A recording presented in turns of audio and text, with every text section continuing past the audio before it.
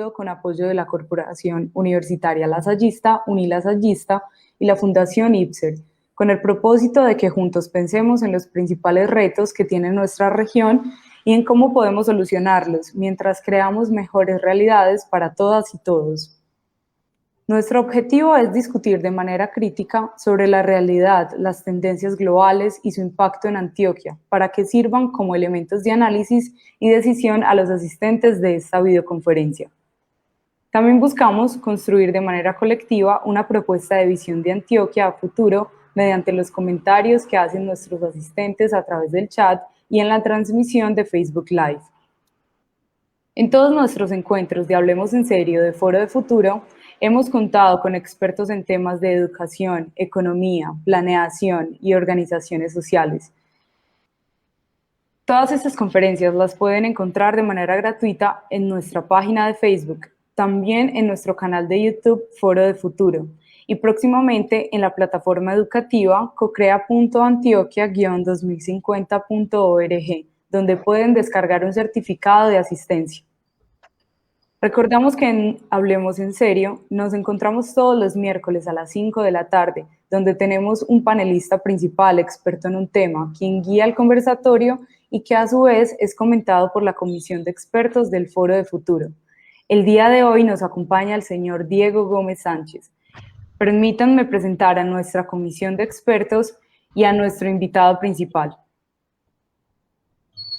Diego Gómez Sánchez tiene como áreas de interés la economía y empresa, planeación, prospectiva y gestión del desarrollo, planeación y estructuración de proyectos urbanos, innovación y gestión de tecnología. Desde mayo del 2000 hasta el presente fundó y hace parte del Centro de Investigaciones EXIM, Centro de Estudios de Economía Sistemática. Realiza consultorías e investigaciones, entre otros, para EPM, ISA, Ecopetrol, Suramericana, Argos, Planeación Nacional, Colciencias, Ministerio de Hacienda, Cámara de Comercio de Medellín, Alcaldía de Medellín, Gobernación de Antioquia. Es asociado desde mayo de 2009 hasta el presente de la banca de inversiones Capital. Se desempeñó como asesor económico y de la dirección del colombiano La República desde agosto de 2003 hasta septiembre de 2009, editorialista en temas económicos y columnista del periódico. Ha sido director, asesor de la dirección, gerente general, gerente de proyectos, promotor de calidad, gerente de planeación y control de producción, secretario de la Asociación Colombiana de Control Numérico y Automatización Industrial. Fue profesor e investigador de la Universidad de AFID y profesor de la Universidad de los Andes. Desde 1994 es evaluador del Premio Colombiano a la Calidad de la Corporación Calidad, Ministerio de Desarrollo. Es miembro en Colombia del Grupo de Consultores en Gestión de Tecnología de la Comisión Latinoamericana de Ciencia y Tecnología. Por parte de Foro de Futuro nos acompaña el doctor Pedro Juan González, quien es ingeniero de sistemas, especialista en gerencia logística, magíster en ciencia política y doctor en filosofía, con más de 40 años de experiencia docente. Ha sido director ejecutivo de la Cámara de Comercio de Medellín para Antioquia, secretario de Hacienda del municipio de Medellín, secretario de Productividad y Competitividad del departamento de Antioquia, director de Planeación Departamental, coordinador del Plan Estratégico de Antioquia, rector de la Corporación Universitaria Remington y actualmente es rector de la Corporación Universitaria Lasallista.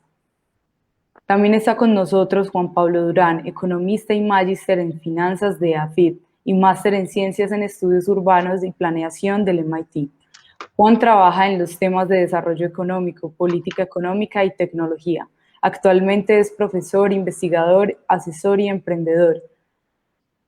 Recordamos a nuestros asistentes que pueden ir compartiendo sus comentarios y preguntas en los chats de esta videoconferencia para que los contertulios puedan responderlas.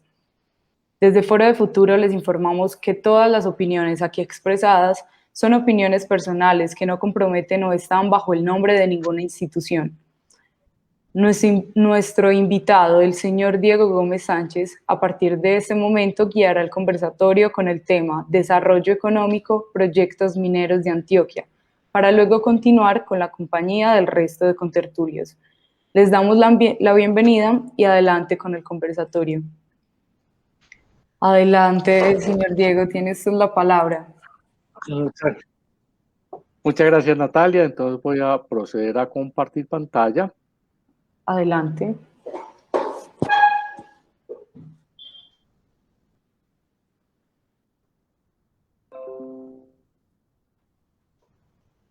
¿Podemos verla bien?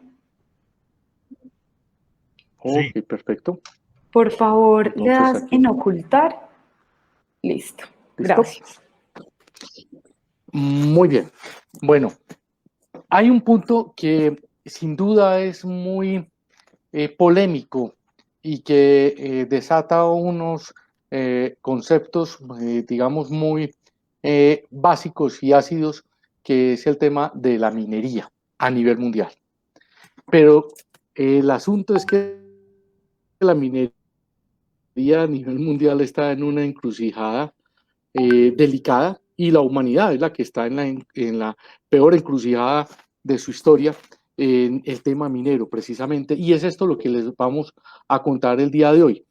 Porque de esto depende que nosotros podamos construir unas capacidades muy importantes en el país, en un contexto que creo que es muy complejo para Latinoamérica en los últimos 70, 80 años. Y me voy a permitir arrancar con ese contexto, primero latinoamericano y luego de transformación global. El tema latinoamericano es un motivo de una inquietud muy grande a nivel internacional. Latinoamérica ha caído en una irrelevancia bastante delicada. Tan delicada que si ustedes buscan en internet la irrelevancia latinoamericana, se encuentran 4 o 5 artículos que sustentan el problema de la irrelevancia latinoamericana, hecho por centros de pensamiento norteamericano, pero solo eso, porque ni siquiera nuestra irrelevancia es tal que no da mucho más para eso. En el último discurso de Biden no se mencionó a Latinoamérica y no se mencionaron los países latinoamericanos. Y eso se debe a una cosa fundamentalmente, es que Latinoamérica dejó de crecer hace 60, 70 años. Latinoamérica dejó de innovar, entró en un estancamiento social profundo, y es como si fuéramos a aquel lugar donde no funciona nada, donde no funciona ni el comunismo, ni la izquierda, ni la derecha, ni el autoritarismo, ni los gobiernos militares, ni la reforma liberal, ni las propuestas neoliberales. Hay algo muy profundo en Latinoamérica, y parte de eso es el contexto de esto que tenemos que hablar el día de hoy, porque va a marcar mucho de toda esta discusión que quiero compartir con ustedes. Y el contexto global, pues mucho más delicado, porque se van a dar cuenta ustedes que en el análisis global de transformación hacia un mundo sostenible, en los objetivos de desarrollo sostenible que se plantean desde la ONU, hay unas restricciones de inconsistencias profundas que están generando unos problemas gravísimos en la forma misma de lo que nosotros podríamos y deberíamos atender. Básicamente les cuento esto, miren. Si nosotros quisiéramos lograr superar la pobreza, lo primero es que superar la pobreza tiene un enorme impacto ambiental. La tesis de Luciano Gallón en 2012 fue el impacto ambiental de la superación de la pobreza en Latinoamérica, y los impactos son monstruosos. Si Colombia quisiera llegar a un nivel de superación de pobreza, debería llegar a un consumo más o menos de unos 3.100 kilovatios hora año persona.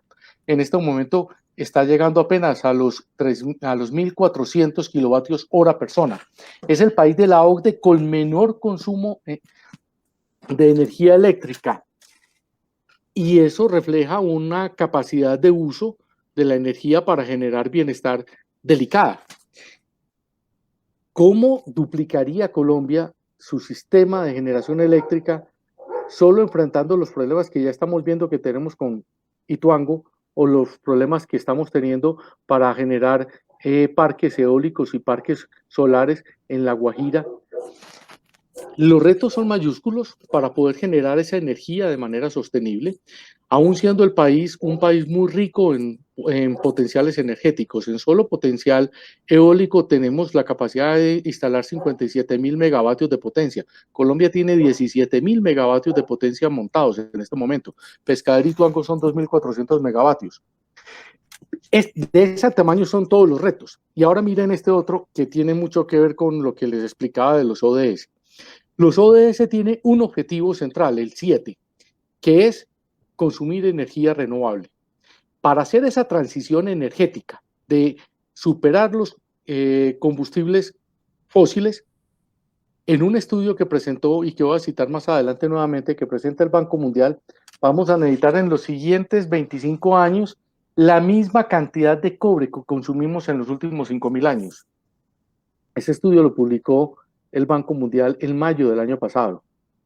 Desde que se publicó ese estudio y empezaron a hacer todos los análisis de las proyecciones de cobre y la disponibilidad de cobre, y Goldman Sachs ha sacado sus estudios, The Economist ha sacado sus estudios, saca un titular donde dice el cobre es el nuevo petróleo. En todo ese boom que se genera esta discusión desde el estudio del Banco Mundial, el cobre pasó en el LME, en el London Metal Exchange, de $4.000 a $12.000 en cuestión de 9, 10 meses. Esos son los tamaños de las restricciones que tenemos, porque simplemente con las minas de oro que tenemos en el mundo, a partir del año 2030 no vamos a tener cómo atender esa demanda de oro. Y eso está en este estudio. En ese estudio que señala que un conjunto de metales estratégicos son los que se van a necesitar. Y miren, hay 6 países que tienen posibilidad de suministrar el cobre. Colombia es uno de ellos. Chile es un país premiado, sigue teniendo cobre. Esta franja que se describe aquí por el Pacífico se llama el Cinturón del Cobre del Pacífico. Se abrieron minas de cobre recientemente en Panamá, en Nicaragua, pero es un metal en este momento escaso, es un metal trascendental para hacer toda la transición, por ejemplo, de irnos a movilidad eléctrica en vez de movilidad con combustibles fósiles, para irnos a la generación de energía solar o la generación de energía eólica, y este es el balance de los minerales estratégicos a nivel mundial.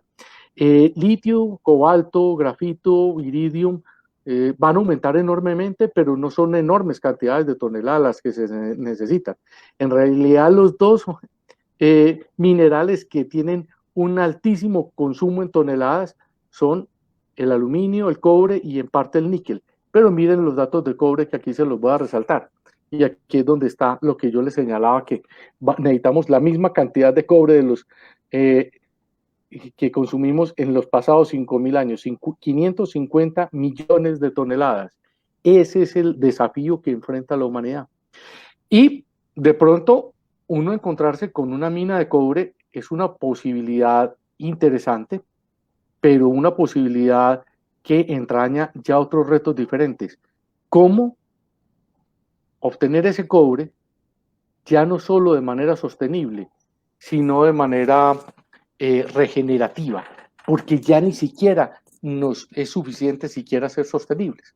Entonces, un poco de esto se los cuento. Nosotros trabajamos junto con John T. Boyd y con Worley Parsons en el documento base para hacer la estrategia minera de Colombia de 2017 a 2025, y el trabajo se llamó Estrategia para consolidar el atractivo de Colombia con un destino a la inversión minera. Esto fue en 2016.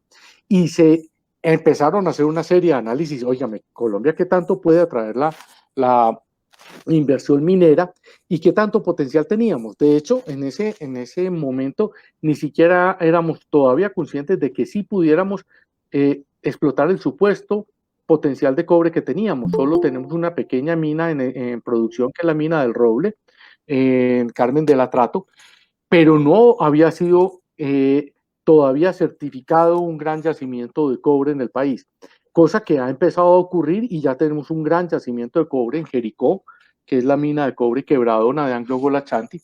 Pero en este análisis, miren el problema que teníamos, es que nosotros no es que tengamos una dotación especialmente rica en Colombia, porque en cuanto a potencial geológico minero, pues sí, lo tenemos muy concentrado básicamente en dos minerales nuevos que tienen potencial a futuro, que son el cobre y el oro.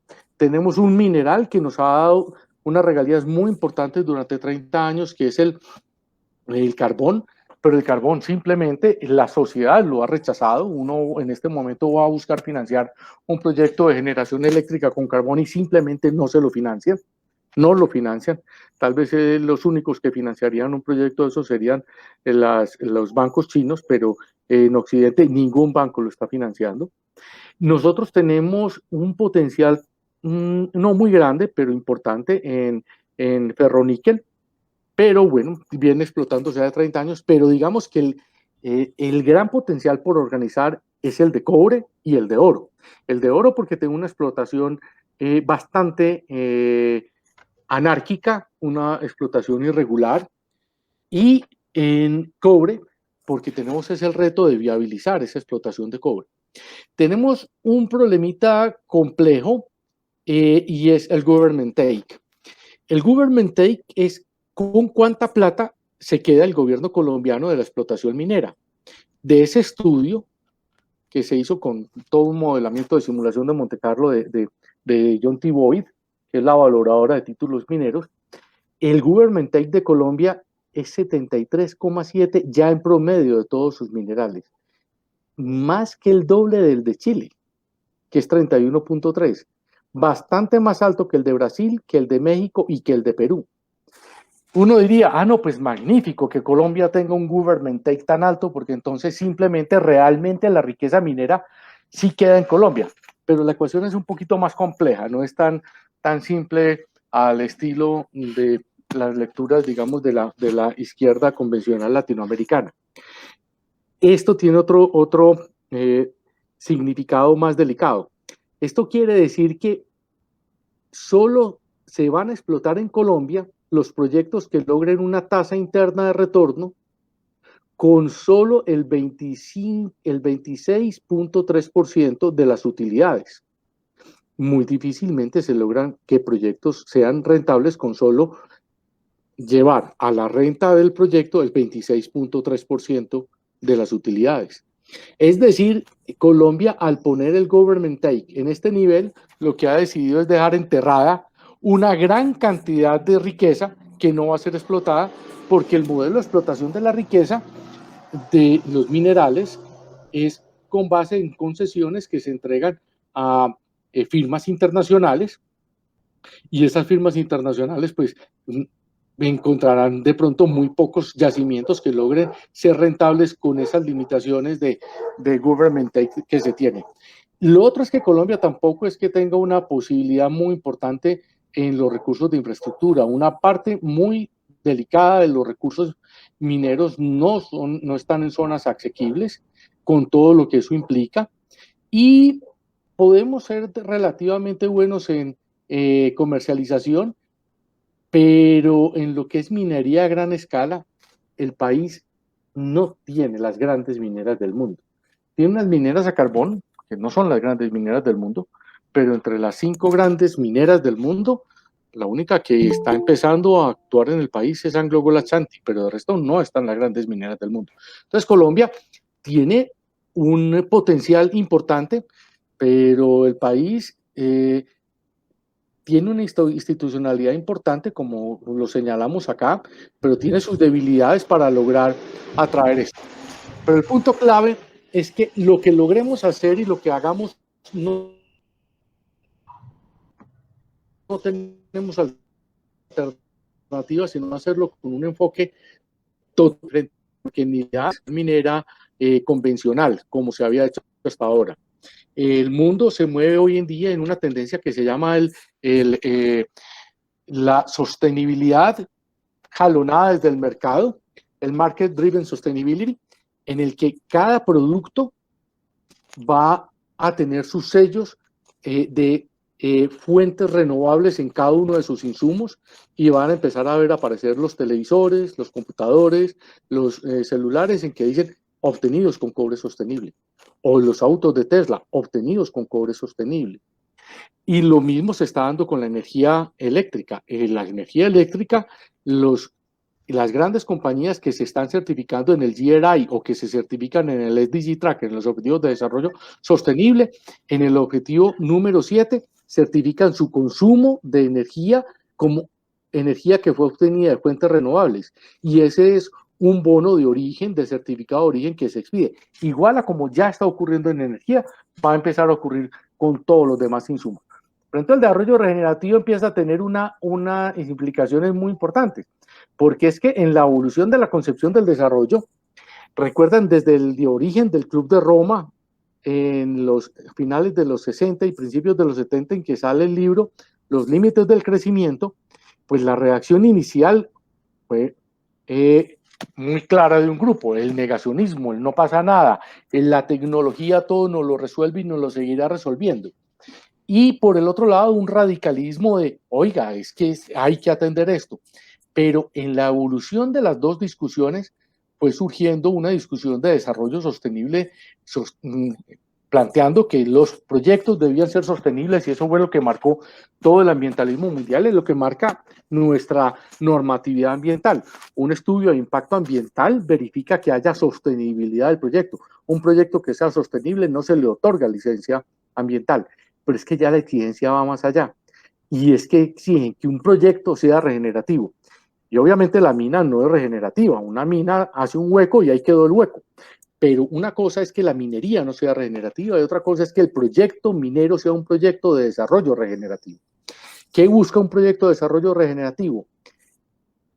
Recuperar y regenerar los daños de las pasadas generaciones. Para darles un ejemplo, si un proyecto encuentra con que hay una afectación enorme a los bosques naturales del lugar, y se encuentran que, como en muchos casos han desaparecido en un 90, 95, 97%, uno de los focos de un proyecto regenerativo sería: vamos a aportar con los recursos del proyecto la restauración y regeneración de esos bosques, a la vez que logramos recuperar las conectividades ecosistémicas de flora y fauna en ese lugar. Ese es el enfoque regenerativo, pero no solo es en el tema ambiental.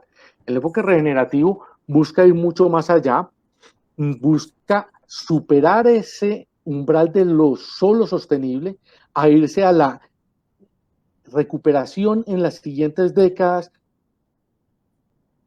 de la viabilidad del sistema, y tiene unas dimensiones que son absolutamente fundamentales. No me voy a tener en las citas que esta presentación les va a pasar a ustedes, y es que nosotros hemos logrado un impacto enorme en la calidad de vida, en la esperanza de vida, en la reducción de la pobreza, en la reducción del analfabetismo, pero a su vez hemos generado una inviabilidad en el aumento de la temperatura global, en la concentración de la riqueza, en la deforestación anual, que nos pone en unos aprietos severos, y por eso el ser regenerativo arranca en dos elementos muy claves.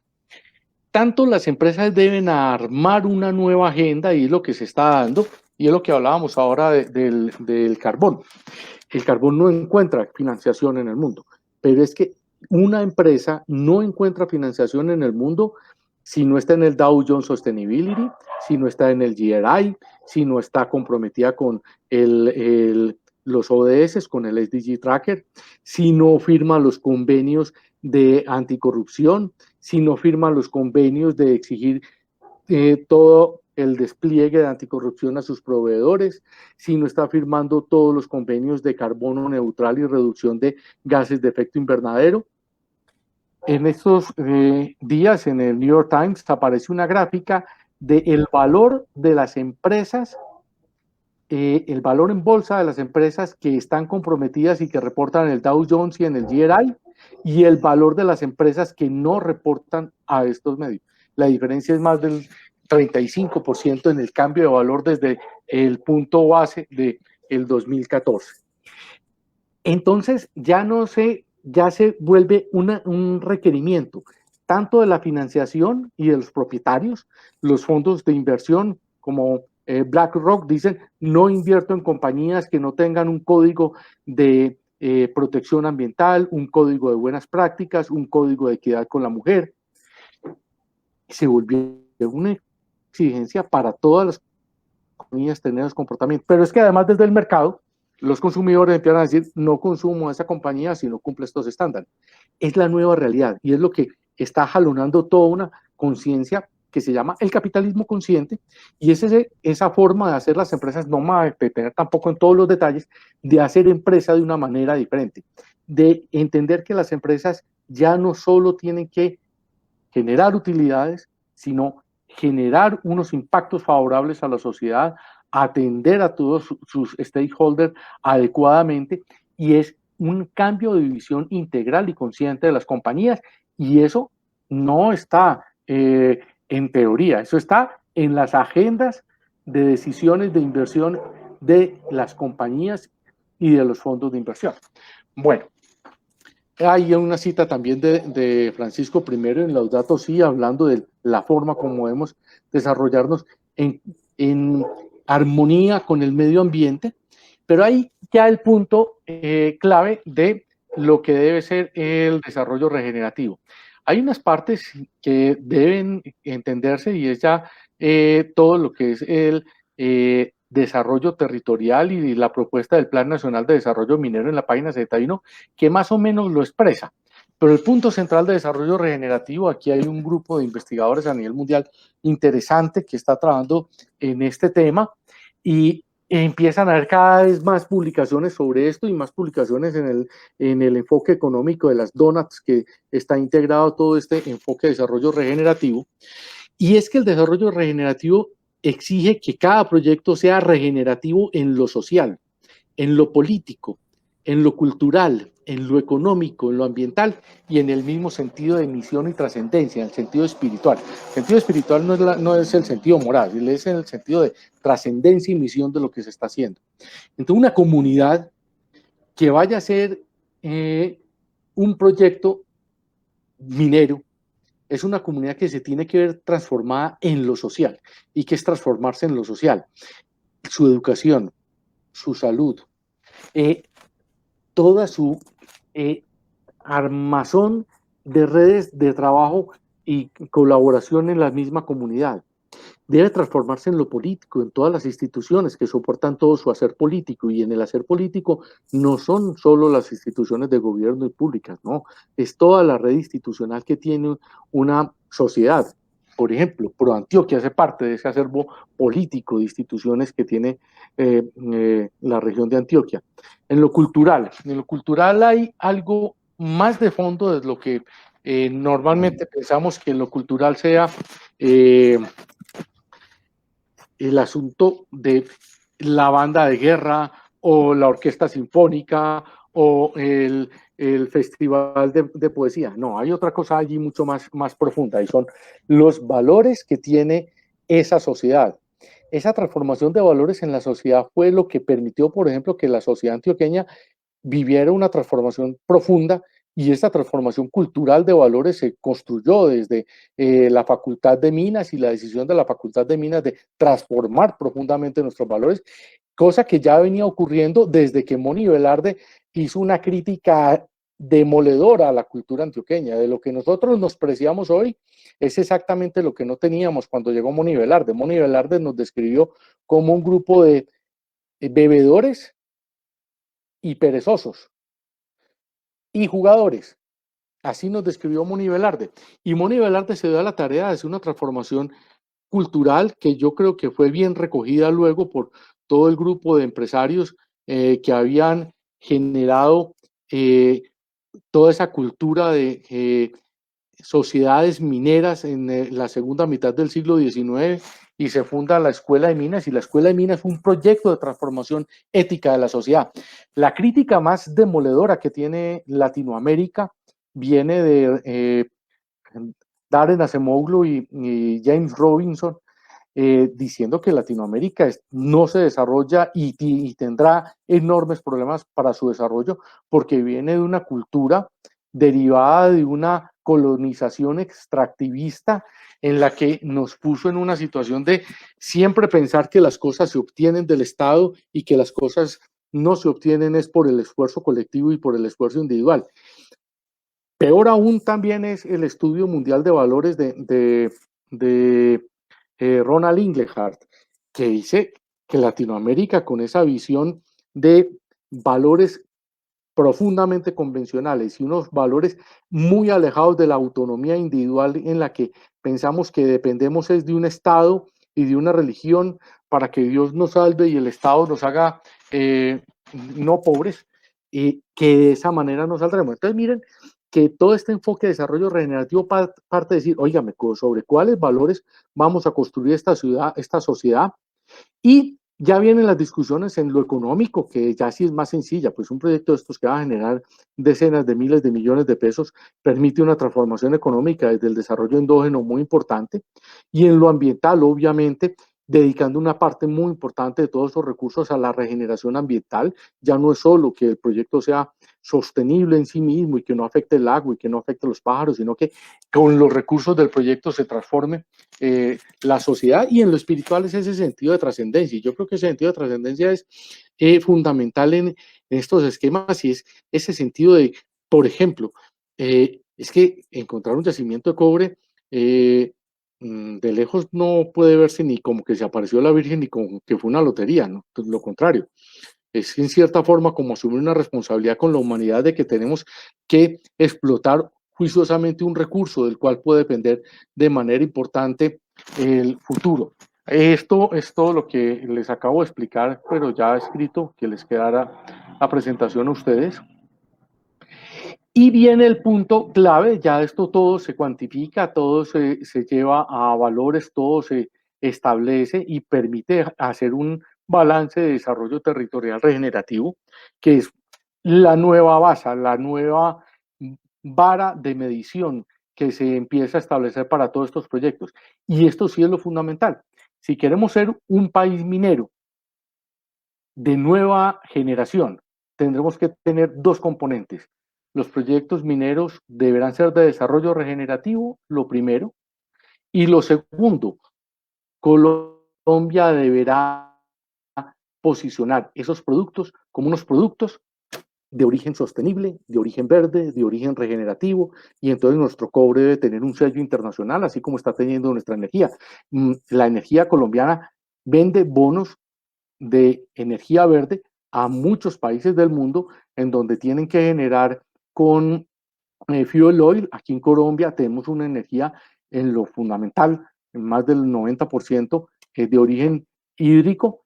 Se emiten bonos de certificados de bonos de energía verde, y entonces Procter & Gamble dice, pues aquí en República Dominicana no puedo comprar energía que sea sostenible, pero sí compro un bono de energía sostenible con el cual voy a financiar y ayudar a financiar un proyecto de energía sostenible en Colombia, y con eso compenso mi efecto, que es lo que se están haciendo a nivel mundial con esto.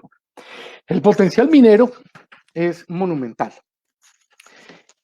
Colombia explotaría en la mina de cobre Quebradona más o menos unos 6 millones de toneladas de cobre.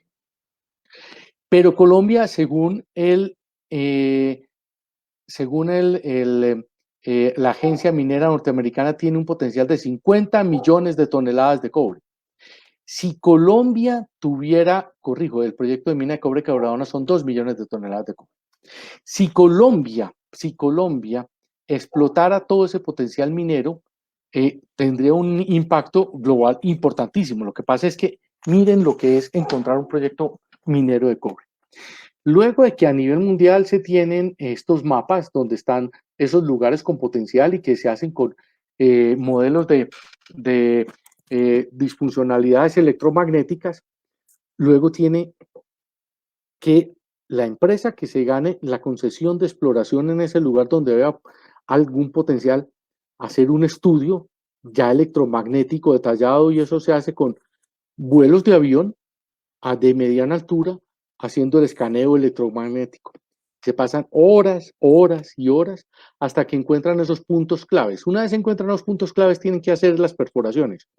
Las perforaciones toman años y cuestan cientos de millones de dólares.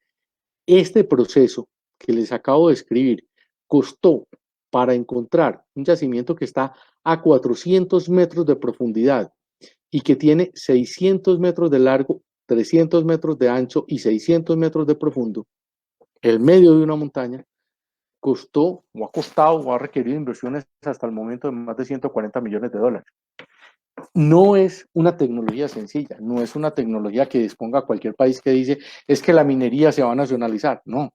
Y mucho menos un país va a pensar en que va a invertir 140 millones de dólares a riesgo para encontrar un yacimiento minero. Por eso, tener normas claras, tener una visión cierta de cómo es que se desarrollan estos proyectos es fundamental. Y miren los potenciales de cobre y de oro. A este lado izquierdo tienen el potencial de oro y a este lado izquierdo a este lado derecho tienen el potencial de cobre. Miren una coincidencia casi que absoluta. La gran masa de disponibilidad de yacimientos de cobre y oro están en Antioquia. Y no es que me digan que es que la minería no se, que porque van a hacer la minería en Antioquia, que la hagan en Montería. No, en Montería no están los yacimientos. Que lo hagan en las planicies donde no hay impactos o no hay otras. No, señores, aquí están los yacimientos. En este lugar donde están los yacimientos tenemos que saber hacer minería regenerativa. Y esto no es una condena, esto es una enorme oportunidad para el país. Si el país lograra monetizar estas reservas, y solo le voy a hablar de esta parte de las reservas, podría configurar un fondo soberano inverso, fondo con el cual usted podría descontar los ingresos futuros que va a tener de estos yacimientos y con eso reestructurar todas las finanzas del país.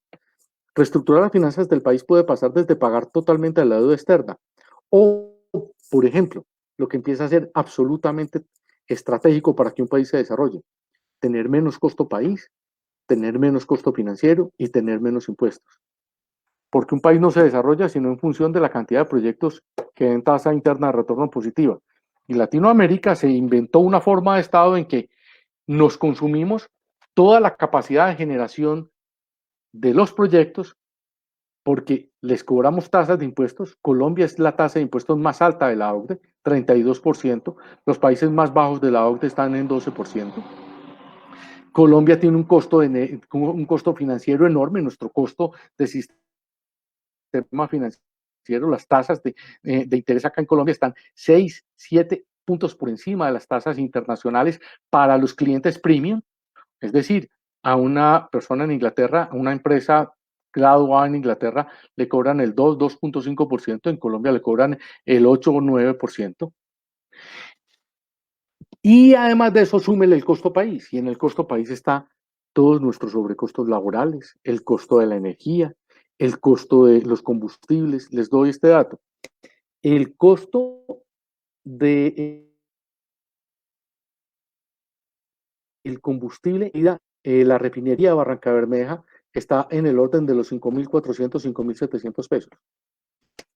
Nosotros lo compramos a cerca de 11.000 pesos. Todo eso son impuestos. Impuestos que a dónde van a dar en el efecto de la economía. Ese es el costo país. Entonces, calentar un horno para fundir metales o para hacer cerámica, transportar ese producto o generar energía eléctrica con esos combustibles, nos cuesta el doble de lo que cuesta en Estados Unidos. Ese es el costo país. Entonces, nos hemos inventado la forma de hacer inviable la posibilidad de crecimiento en la economía. Miren estos datos. Si nosotros explotáramos 13 millones de toneladas de cobre y 101 millones de onzas de oro, para darles un dato, el proyecto de mina de oro de Gramalote son 6 millones de onzas. El proyecto de La Colosa son 30 millones de onzas. El proyecto de Santander, de Sotonorte, creo que son alrededor de 12 millones de onzas. Nosotros tenemos un potencial de tener al menos estas millones de onzas de oro en Colombia en un lapso de 12, 15 años. Pero miren, es que en cobre no tenemos 13 millones de toneladas, tenemos 50 millones de toneladas de potencial. Y miren el valor al que estamos poniendo el cobre, $4.698. En este momento el cobre está a $12.000 y el oro está incluso más costoso. Miren la suma de lo que es solo el ingreso de impuestos. Aquí no estamos viendo ni siquiera el impacto de regalías ni nada, solo el efecto de impuestos que le pagan al país. 40.000 millones de dólares. La deuda externa colombiana son 44.000 millones de dólares, la deuda pública externa.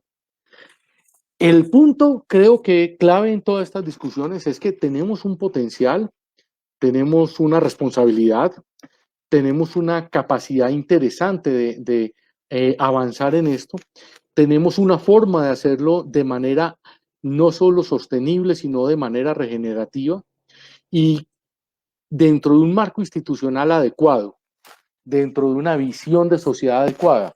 Esto nos debía permitir dar un salto importante al desarrollo. Las reflexiones de Latinoamérica y del país creo que tienen que ser muy profundas en torno a lo que hemos hecho con nuestra nación y con nuestro continente en estos últimos 70 años. El solo ver la diferencia con los países de crecimiento rápido, bien de la antigua cortina de hierro o de Europa como Irlanda, España y Portugal, o como Israel o los muy estudiados países del sudeste asiático, nos ponen ante una referencia que nos debe hacer pensar detenidamente en lo que debemos hacer, y con unos elementos muy claves. Esta capacidad de explotar recursos minerales de manera responsable y juiciosa es la que ha generado el Fondo Soberano de Noruega o ha generado todo el proyecto social de Suecia con la explotación del hierro. Entonces, no es que no haya ocurrido en muchos países, ha ocurrido en muchos países y se ha hecho muy bien. Y yo creo que el reto nuestro es no solo hacerlo como se había hecho antes, sino hacerlo como se requiere para las siguientes décadas. Esta es la reflexión que quería plantearles a ustedes el día de hoy. No sé si me extendí demasiado, espero que no. Claro que no, señor Diego, muchas gracias por compartir todo esto. Por favor, ¿podrías entonces dejar de compartir pantalla para ya darle palabra a nuestros contertulios? El doctor Pedro Juan quisiera comenzar. Ya dejé de compartir. Estás Ya en lo vi. Es que no encontraba estás en mute, el- doctor Pedro Juan. Estás en silencio, se te escucha. Pedro Juan, estás mute. Claro, Diego, discúlpame, Listo. decía que te daba los agradecimientos porque tu presentación, como siempre, excelente, muy clara, muy concreta y vuelve como a removernos las raíces de todo lo que hemos sido en Antioquia, ¿cierto? Recordemos que nuestros ancestros pues son mineros, aquí los conquistadores vinieron, fue por minerales, aquí no vinieron a otra cosa, eso se nos quedó ahí encerrado. La explotación pues llevó a unas situaciones psicosociales históricas complejas porque nos llevó a una tradición de mando, al esclavismo, a un abuso del peón, que eso llega a tener hondas repercusiones en las fibras del ADN antioqueño. Obviamente no quiere decir que eso sea del todo malo, porque hay para rescatar también acciones importantes. Pero si uno lee, por ejemplo, La Marquesa de Yolombó, que es uno de los libros, pues como clásicos tradicionales, Juanchito, es la economía mirada desde otra perspectiva, es una cosa muy ilustrativa, que nos muestra las lógicas que teníamos aquí. Permítanme ustedes, que son expertos en economía, hago una analogía muy parecida a las lógicas de las siembras de caña del Valle y del Cauca. Las faenadas, los fundos, las grandes haciendas, los grandes propietarios, Lucio, los siervos esclavos y una acumulación desenfrenada. Ahora bien, cuando tú haces tu presentación, llama la atención, pero positivamente, que ya como que nos empezamos a sacudir de un muestreo de minerales que tenemos nosotros en Colombia, porque es que nosotros casi que somos la tabla periódica de los elementos vivientes, pues aquí hay de todo, aquí hay de todo, pero no porque haya de todo quiere decir que necesitemos de todo, que el mundo requiera de todo, o que sea mejor dejarlo enterrado, comillas, para no botar corriente. Cuando uno ya empieza a hablar y empieza a ver las noticias cada vez más frecuentes, que gracias al Pacto Europeo por el Clima, que ahora está impulsando Biden pues con una nueva energía, hombre, es que dentro de 20 años van a dejar de consumir carbón, entonces nos vamos a tener que dedicar a otra cosa. Y esa otra cosa como que está muy clara según tu exposición. Nada nuevo, el oro, claro, seguimos teniendo oro. Parece ser que hay más proyectos alrededor de volver a explorar minas que ya se sienten como suficientemente agotadas, como la del Zancudo, que fue un hito para el desarrollo antioqueño, con tecnologías nuevas, y ahora con lo del cobre, como lo mencionas bien, fuera de estos nuevos minerales que dan muestra de las necesidades y las urgencias de la humanidad. Cuando yo estaba estudiando, Diego, por estar más joven, en la tabla periódica de los elementos había como 130 y ahora hay como 145. Por Dios, hay un montón de cosas que han aparecido, sin hablar de los materiales sintéticos, que en algún momento del tiempo lo tenemos que hablar, en algún momento del tiempo, porque eso está por explorar. Eso, digamos, por explorar no, está por divulgar. Recordemos que todos los minerales, que todos los materiales, perdón, que ya se utilizan en odontología, ya son todos artificiales. Ya no es esa amalgama de plomo que le ponían a uno cuando estaba chiquito, ¿cierto? Una cosa miedosa, que era hasta tóxica. No, ya la cosa es distinta. Ya la cosa es pensando distinto. Ahora, tú hablas en el centro de la discusión del desarrollo regenerativo. Desarrollo regenerativo. Yo diría que en eso también, Diego, y estamos hablando de proyectos que conocemos, que pueden ser muy ambiciosos, que pueden ser muy útiles, que hay que buscarles, que de verdad cumplan con esto, Yo creo que también a los nuevos inversionistas que lleguen a Colombia les corresponde un trecho muy de para arriba, que es vencer la desconfianza de la población en general, ¿cierto? Porque es que hay antecedentes malucos, ¿cierto? Y no hay nada peor como el efecto de demostración. Es que vea cómo tienen esto, ¿cierto? Pero también hay cosas positivas.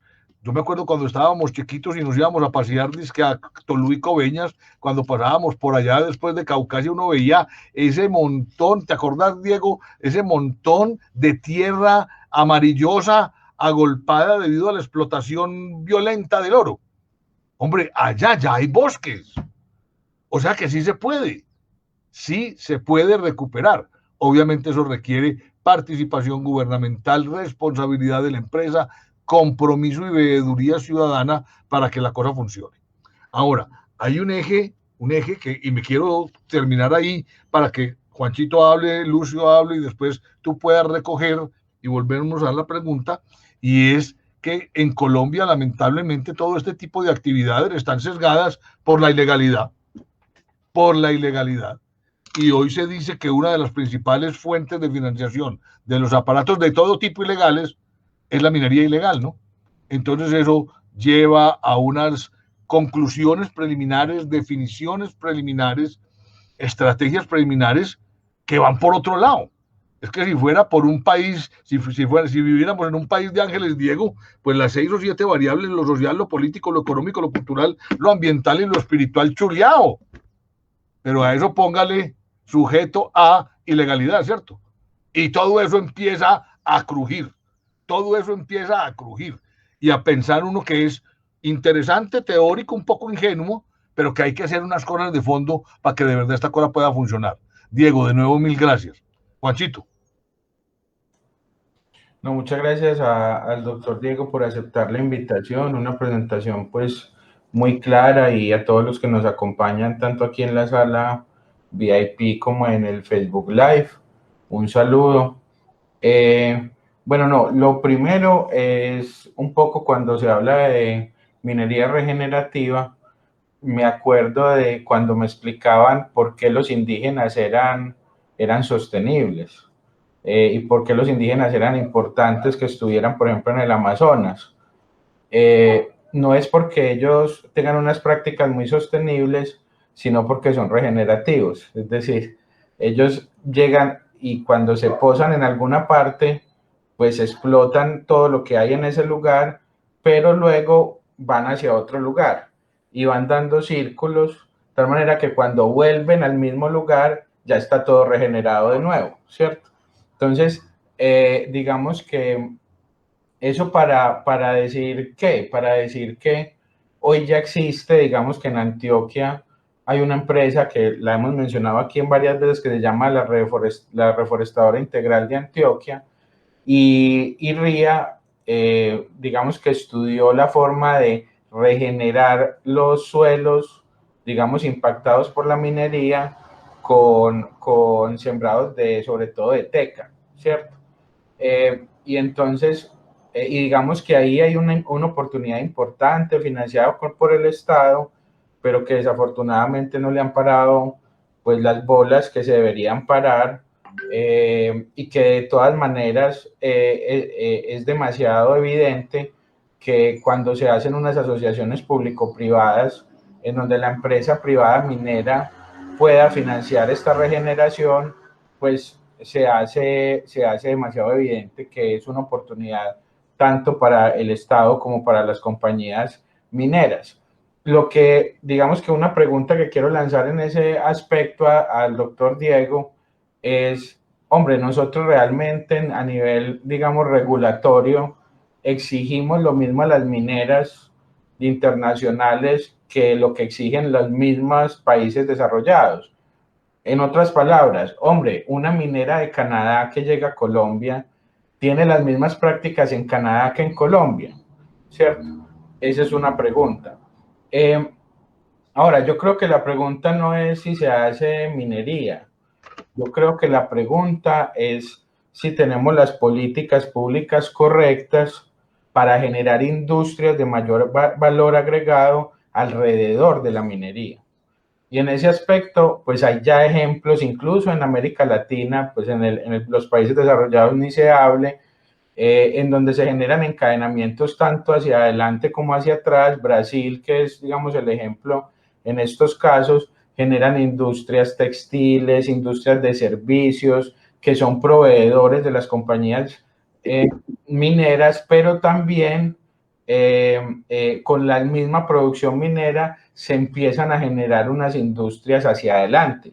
Es decir, si nosotros pensamos en el cobre, por ejemplo, ¿cómo podemos nosotros generar, digamos, esos subproductos de cobre hacia adelante, ¿cierto? Para el caso específico de las energías limpias. ¿Y por qué lo menciono? Porque para mí está sobre diagnosticado que el desarrollo de los países en largo plazo se logra por ser competitivos en mercados de alto valor agregado, en mercados de altas economías de escala y de altas barreras de entrada. El desarrollo de los países en el largo plazo no se logra ni exportando banano, ni aguacate, ni minería, ¿cierto? Pero la minería, si se utiliza inteligentemente, pues sí puede lograr, digamos, unos encadenamientos. Entonces el tema es cómo se utilizan esos recursos. Ahora, simplemente para mencionar el tema, el análisis, digamos, comparativo, por ejemplo, de las tasas de impuestos, yo quisiera, digamos, presentarles una cosita aquí, no sé si ven mi pantalla. Por supuesto, cuando uno ve las tasas impositivas como estaban hace 2 años en el mundo, esto es una página del Banco Mundial, pues vemos a Colombia súper negrito, ¿cierto? En comparado con otros países. No es lo mismo cuando lo vemos, por ejemplo, en 2005. Lo que quiero decir es que, por ejemplo, si uno hace el análisis del promedio mundial, sí, claro, con respecto al promedio de las tasas de la OCDE hoy estamos muy por debajo, pero ojo, en el 2005 el promedio mundial estaba por encima del 50%, estaba en el 53.1%. ¿Qué es lo que quiero decir con esto? Lo que quiero decir es que la fuerza del Estado es importante para el desarrollo. Y desafortunadamente nosotros hoy no somos competitivos a nivel de impuestos, pero sí lo éramos antes. Y hubo momentos en donde el promedio de la tasa de la OCDE era mucho mayor a la de Colombia y de Colombia menor, pero ¿cuál es el problema? El problema es cómo se utilizan esos impuestos, y ahí es donde está la discusión, y qué incentivos se dan, ¿cierto? Es decir, a qué sectores económicos, si son sectores productivos, o si son sectores extractivos, o si son sectores especulativos, se da. Para terminar, digamos, el análisis de las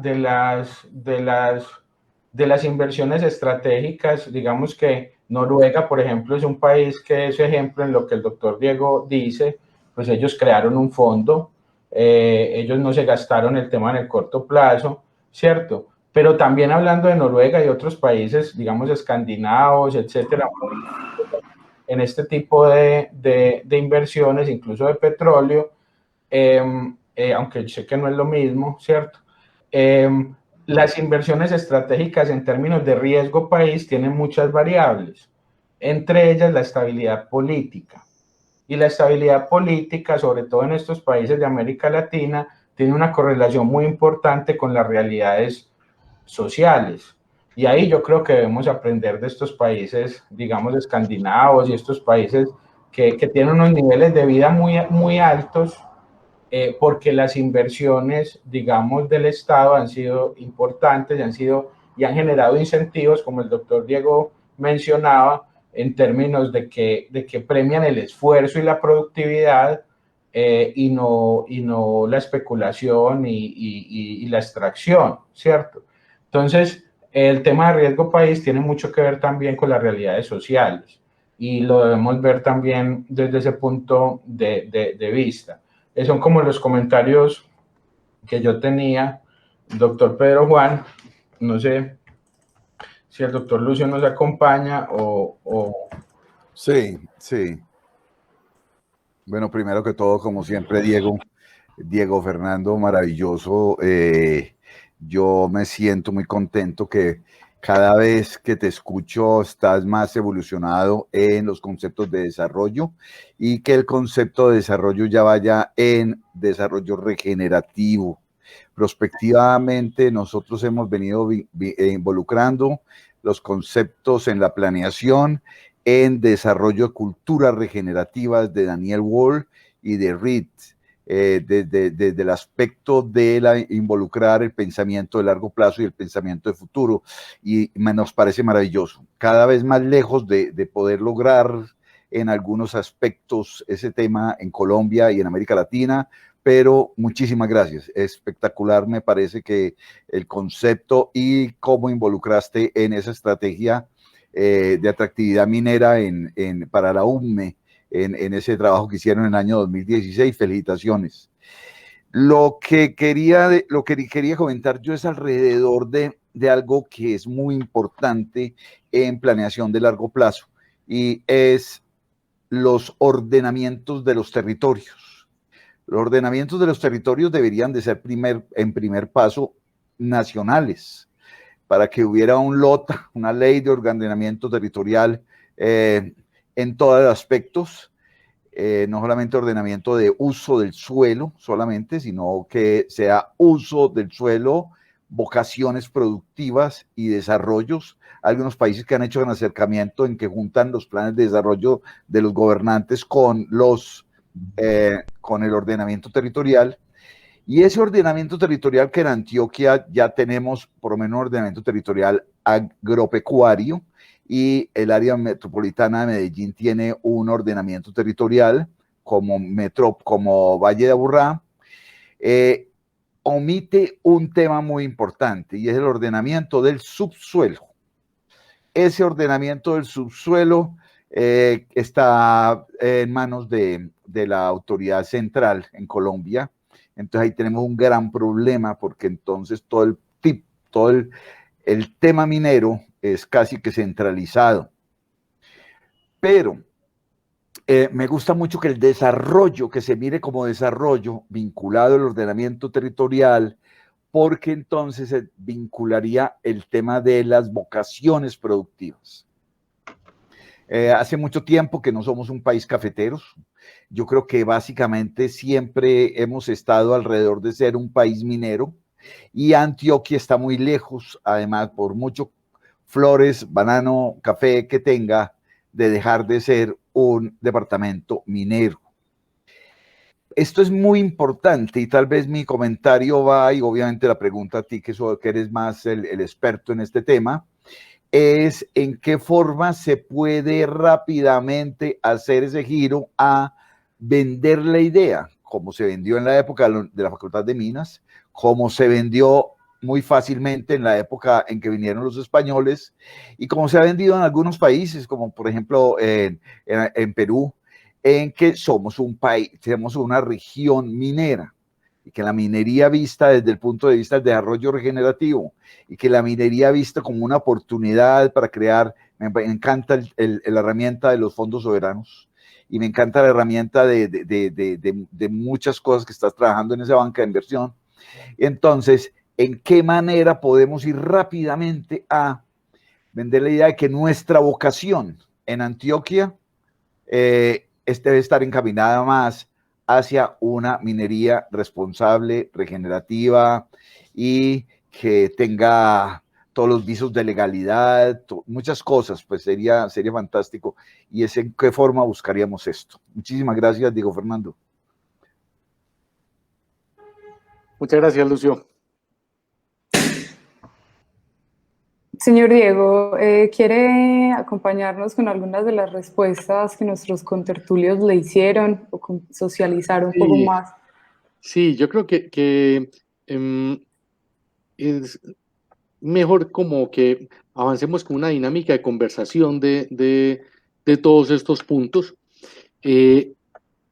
Una ocasión que me impactó mucho, hace muchos años, estando con Pedro Juan, fue que estábamos hablando de todos los potenciales de desarrollo de Antioquia, y específicamente nos estábamos deteniendo en los temas de desarrollo de la zona de Arboletes, San Pedro de Urabá, y Pedro Juan me dijo: oiga, Diego, me tocó ir a Urabá y estuve discutiendo estas cosas, pero mire con la que me despacharon.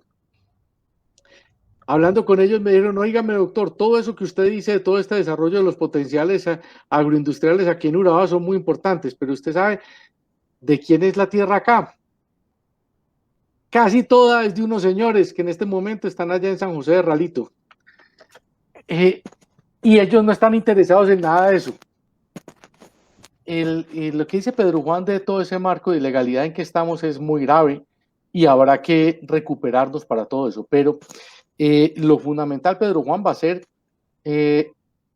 construir dinamismo, fortaleza y capacidad desde la legalidad, y que ese crecimiento virtuoso sea el que nos va excluyendo la ilegalidad. Yo creo, Pedro Juan, que si nos paramos en esos momentos tan aciagos, cuando estabas de director de la Cámara de Comercio y estábamos arrancando todas las simulaciones del Planea, en que teníamos 22% de desempleo y teníamos milicias, ni siquiera bandas, teníamos milicias armadas marchando en las comunas. Yo creo que una de las cosas importantes que hemos logrado en estos 20 años ha sido una transformación de las capacidades desde la legalidad, y entonces ojalá fuéramos capaces de que desplazáramos lo ilegal con base en tener una fortaleza en lo legal. Y como tú dices, todo esto se habla mucho más desde la ingenuidad y el entusiasmo, pero los economistas del desarrollo tenemos que ser ingenuos y entusiastas para poder seguir adelante, porque somos optimistas de oficio. Entonces, creo que apostaría mucho Pedro Juan. Juan, me gustaría compartir contigo todo un paper que estamos armando sobre todo el tema de los factores que determinan las tasas internas de retorno de proyectos, porque esa tasa interna de retorno es la que termina siendo el tamiz para que haya muchos o pocos proyectos viables en un país. Y esa Y esos muchos o pocos proyectos que sean viables en un país se traducen en una simple cosa: cuánto creció la economía y cuánto empleo generamos y cuántas oportunidades hubo para los jóvenes y cuántas oportunidades hubo para que hubiera empleo incluyente y empleo de integración social y dinámicas de cohesión. Entonces, creo que el punto central es cómo concebimos nuestra estructura fiscal, nuestra estructura económica y toda la dinámica que debamos construir, porque debemos cambiar los patrones de especialización, sin duda, como tú señalas. Debemos generar una capacidad emprendedora mucho más eficaz. Tenemos muchos emprendedores, pero muy poco eficaces en términos de sus posibilidades de crecimiento y la generación de valor que tienen. Sorprende que haya más emprendedores en Latinoamérica que en Europa, por ejemplo, y que estén casi al mismo nivel de los de Estados Unidos. Pero ¿por qué somos tan... ¿Por qué nuestros emprendimientos se quedan tan chiquitos y no avanzan y son tan simples? Entonces, hay ese conjunto de cosas que tendríamos que pensar y revisar, pero muy en la línea de lo que tú estás diciendo. ¿Qué ocurre con la minería? La minería hay que entenderla, y los recursos mineros hay que entenderlos es como un recurso, como un endowment que nos permita transformar nuestras capacidades. Lo que tenemos ahí es un capital que lo debemos traducir en los nuevos capitales. Y miren, les hago exactamente el símil ahora que Pedro Juan hablaba del zancudo. Miren, en 1886, cuando llegó Moni Velarde estuvo solo 3 años en Antioquia, pero marcó toda nuestra historia. Y marcó toda nuestra historia por varias razones. Lo primero, organizó un código minero y organizó un código de minas, el cual marcó cómo se podían explotar las minas en las siguientes décadas y en el siguiente siglo. Lo segundo, armó educación y formación, pero sobre todo educación y formación para el trabajo, y centrado en que esa educación, esa formación debía estructurarse para generar nuevas capacidades. Y entonces se trajo una persona que sabía hacer textiles telares desde los Santanderes y muchas otras cosas por el estilo armó. Pero la otra que fue muy simpática, la primera colonización antioqueña la armó él. Él dijo: toda esta mano de vagos y jugadores que tenemos debían estar fundando pueblos y abriendo tierras.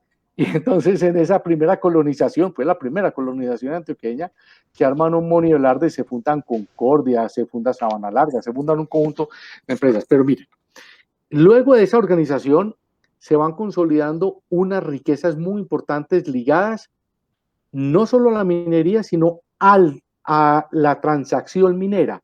Los arrieros llevaban las cosas que necesitaban los mineros y sacaban el oro, y el oro no se lo vendían a la corona española, lo vendían en Jamaica.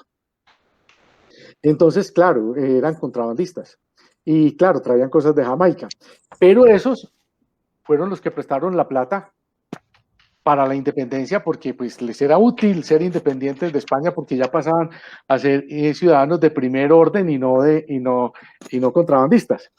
Ese fue el inicio de una Antioquia que no existía. Es que Antioquia en realidad es una sociedad poscolonial. La sociedad precolonial de Antioquia es muy básica y muy pequeñita, pero esa Antioquia poscolonial nace de otros valores y de otros esquemas que estos señores arman. Una de las grandes tierras que se entregaron fueron las del Poblanco, que es toda la vertiente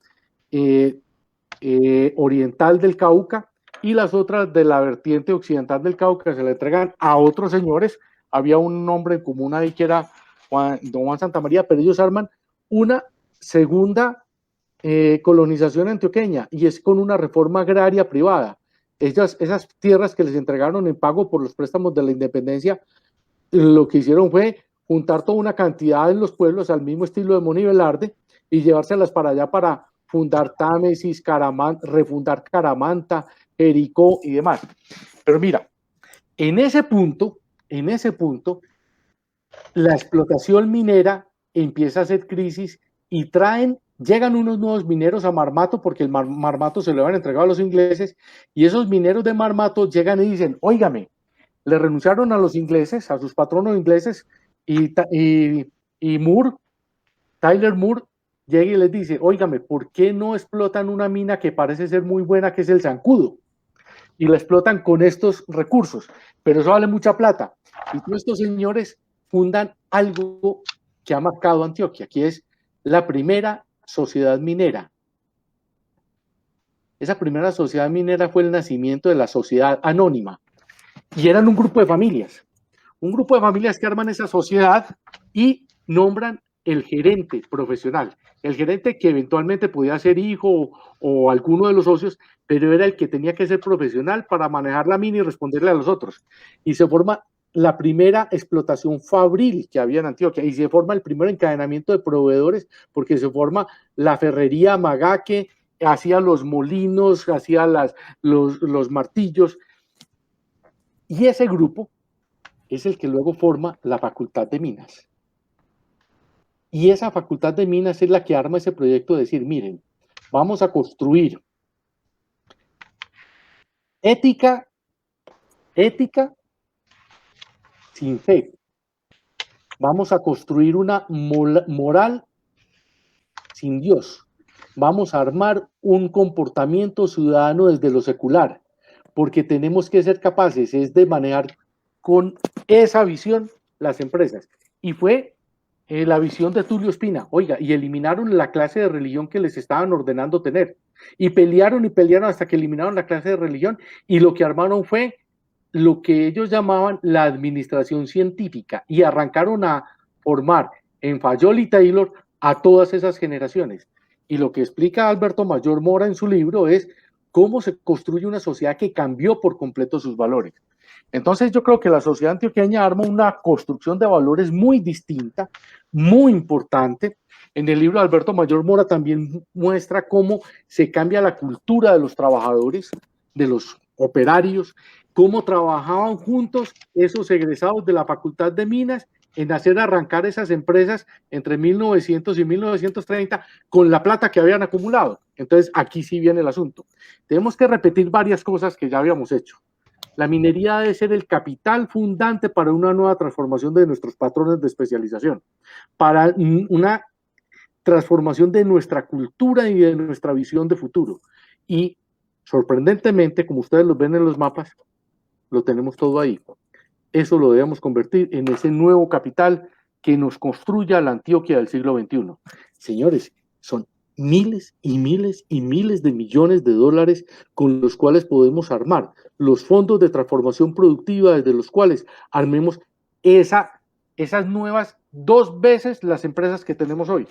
Fíjense el reto que nosotros tenemos. Nosotros tenemos en Medellín $11,000 de ingreso per cápita. Debemos llegar mucho más allá de $20,000 de ingreso per cápita. Para llegar a $33,000 de ingreso per cápita, eso es equivalente a decir que necesitamos 2 veces más el aparataje empresarial que tenemos nosotros. Y eso requiere una inversión muy poderosa. Eso es lo que debíamos hacer nuevamente. Ese grupo de muchachos que armaron esa Antioquia de 1900 a 1930, los llamaron los muchachos del despegue. Los muchachos del despegue tenían varias cosas en común. Varios de ellos eran de la Escuela de Minas, pero no eran tanto. Eran muchos más los muchachos del despegue que los que eran los egresados de la Escuela de Minas. Eran poquitos los egresados de la Escuela de Minas porque muchos otros eran empíricos o habían estudiado en el exterior. Pero todos estos señores fueron los que montaron todo esa transformación empresarial. Ese grupo tenía otra cosa en común, armaron la Sociedad de Mejoras Públicas, y era un proyecto desde lo público para armar todas las cosas.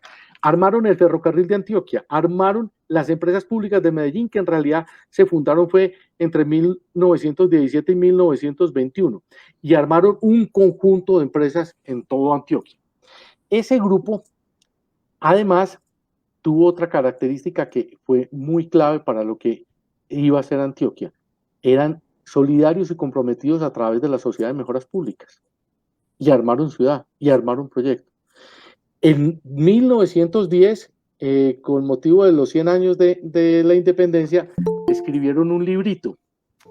El librito se llamaba la Medellín y Antioquia que vamos a tener al futuro, y enumeraron un conjunto de empresas que decían, miren, Medellín es muy bonito, la gente es muy amable, y aquí se están fundando unas empresas, ya tenemos energía eléctrica, tenemos acueducto, pero miren, en los siguientes años debemos lograr que se funden estas empresas y queremos invitar a personas de todo el mundo a que inviertan acá.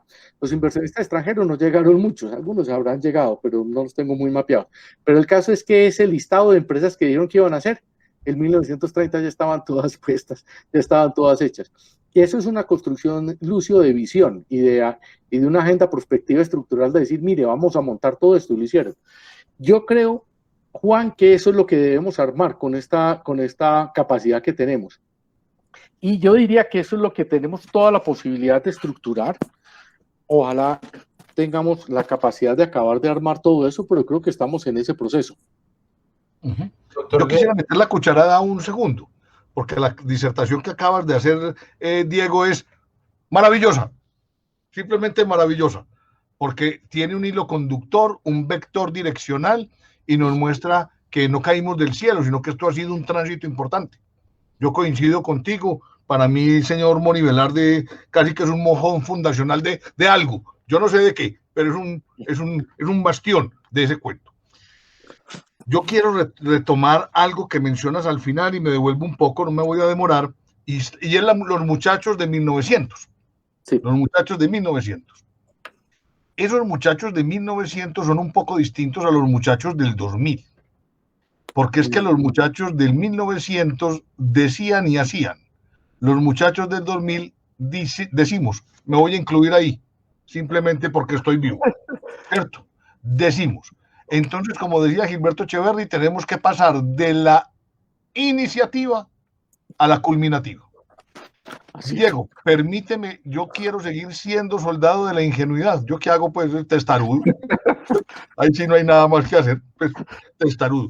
Pero yo diría que así como hablamos de un desarrollo regenerativo, para poder hablar de manera seria y con alguna probabilidad de éxito de lo que acabas de mencionar, que es de poder capitalizar esa gran riqueza que es de todos, porque está en el subsuelo, y el subsuelo, como lo explicaba Lucio, ahora es de la nación, ¿cierto? Por ahora, en todas estas cosas tenemos que decir por ahora, y creo que tenemos que aprender a llamar las cosas por su nombre y a coger el toro por los cuernos, porque es que el resto es como estrenar smoking sin haberse bañado uno. Perdón la comparación como tan bobita, ¿cierto? Pero es que a nosotros que nos ha tocado trajinar esto, Diego Fernando, es que nosotros tenemos que hablar de desarrollo pensando en el territorio.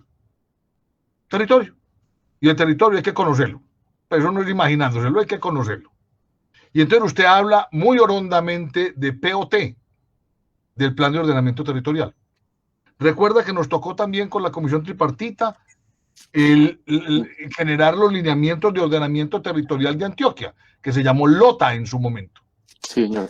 Pero hoy también tenemos, y no es una cosa que esté muy vieja, tendrá por ahí unos 6 años, el POTA, el Plan de Ordenamiento Territorial Agropecuario, que digamos que de alguna manera es excluyente porque en el territorio, digamos no urbano, es donde están los principales mojones típicos de un manejo del territorio.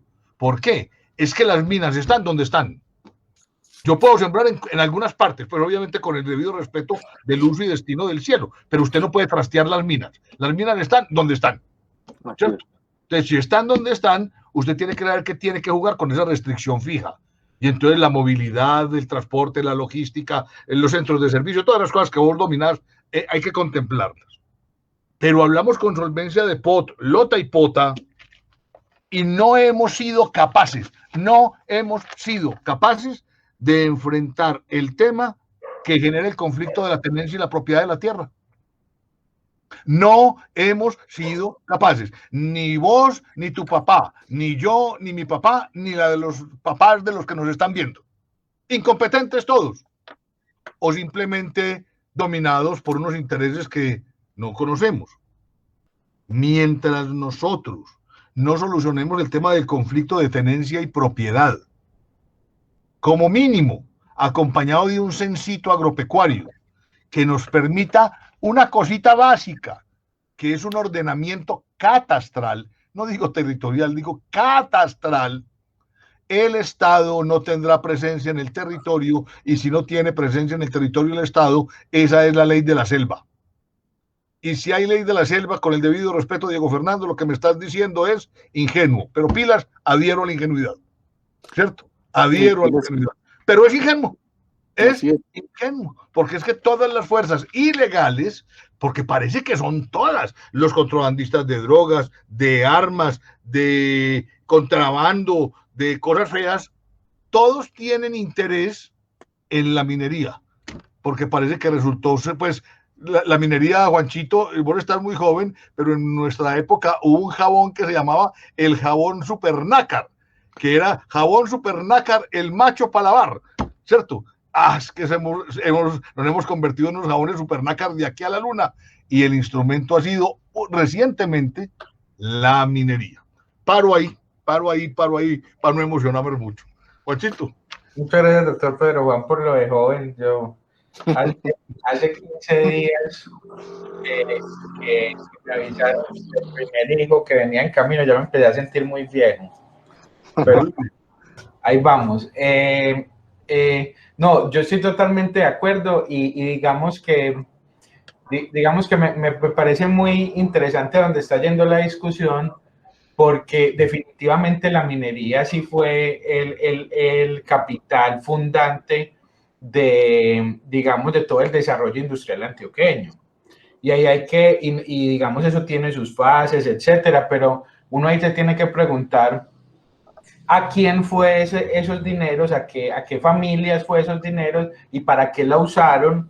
Y en ese sentido, ellos tenían mucho más claro, digamos, el desarrollo de lo que pareciera que lo tenemos hoy. Pero digamos que a propósito de quién obtiene ese dinero de la minería y para qué se usa, yo les quiero compartir, les voy a compartir pantalla. Hubo un estudio que nosotros hicimos cuando yo estaba haciendo la maestría en MIT, muy inspirado en un académico que se llama Anthony Babington, si no estoy mal, que estudia el tema minero y cuál es la correlación entre el tema minero y los grupos ilegales.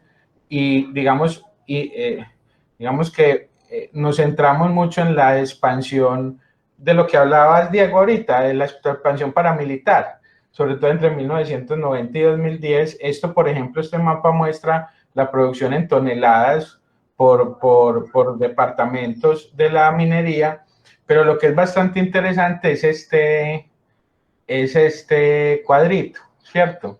Y es los títulos mineros, ¿cierto? Por décadas de presidenciales, ¿cierto? No, el autor se llamaba Rudas, perdón, Rudas 2011, que lo sacamos de ahí, y el mapa de la expansión paramilitar en Colombia, ¿cierto? Entonces uno empieza a ver unas coincidencias bastante interesantes en cómo, digamos, la expansión paramilitar trajo consigo más del 70% de las víctimas son desplazamientos forzados, ¿cierto?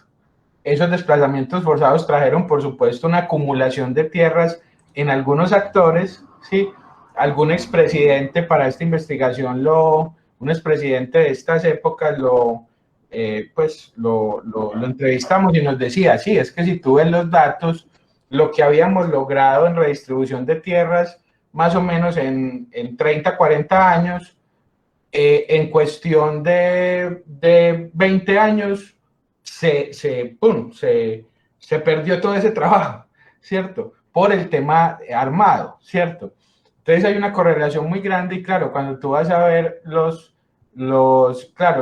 digamos, donde tienen títulos mineros, donde hubo una explosión, digamos, mucho menor a la media, más unas varianzas de títulos mineros, tienen una correlación del 70% con donde hubo expansión paramilitar, ¿cierto? Entonces, digamos que ahí uno se empieza a preguntar,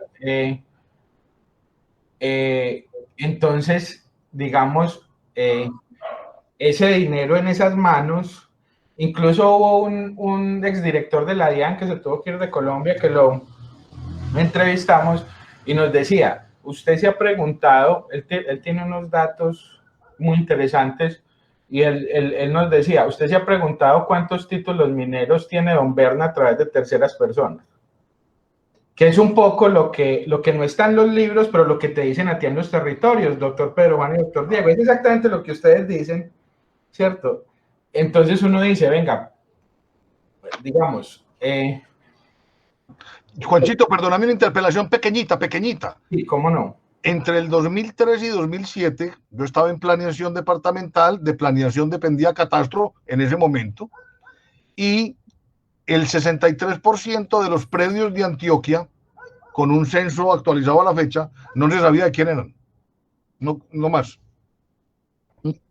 Exacto, entonces ahí es donde uno dice, bueno, ese tema porque a uno queda con un tufillo muy maluco de que el tema de la expansión paramilitar pareciera que, o sea, esos unos negocios detrás, y uno dice, esto sí tuvo un tema político, militar, ideológico, o también tuvo cierto interés económico, ¿cierto? Pero el tema es, bueno, venga, ¿cómo vamos a hacer para que esa riqueza, por dicho, cómo vamos a hacer para de alguna manera devolver eso? Porque es muy importante de quién es la tierra, de quién es la riqueza y para qué se usa. Porque si no, pues nunca vamos a lograr lo que hay que lograr, porque yo estoy absolutamente de acuerdo con el doctor Diego, con el doctor Pedro. Bueno, dicho, hay una coincidencia muy grande en esa historia que contó el doctor Diego. Yo siento que la historia que contó el doctor Diego fue más o menos diciéndome, Juan Pablo, lo que vos estás diciendo, que estás poniendo de ejemplo a Brasil, eso nos pasó a nosotros. Así fue la industrialización antioqueña, a punta de encadenamientos hacia atrás y hacia adelante, y unas políticas de desarrollo muy claras, en donde eso incluso se acompañó de universidades, de conocimiento, de creaciones de empresa, y que incluso cambió la cultura antioqueña, ¿cierto? Entonces, en ese sentido, nosotros tenemos que preguntarnos qué hay que hacer para que volvamos a lo mismo, porque yo no creo sinceramente que esas tierras y esa riqueza en manos de una cultura, digamos, extractiva, cortoplacista, muy parecida a la cultura que desafortunadamente nos quiso volver a imponer el narcotráfico, pues podamos volver a crecer en términos de industrialización, ¿cierto?